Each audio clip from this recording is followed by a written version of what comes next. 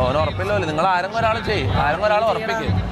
ഇത് ഭയങ്കര ഇതില്ല പരിചയമില്ല. ആദ്യത്തെ അയ്യാറിന്റെ മൊത്തം ക്ഷീണം പോലെയാവും. ഫോർച്യൂണറോ നീ കളിക്കും. മമ്മോ ഞാൻ നോക്കട്ടെ മമ്മടക്ക് മമ്മ ബന്ധുക്കിട്ട് ഞാൻ ഒരു കാര്യം പറ്റുന്ന ഞാൻ എന്തായാലും ഘടകമുള്ളൂ. നമുക്ക് ഒരു അടി കൊണ്ടാലും കുഴപ്പമില്ല.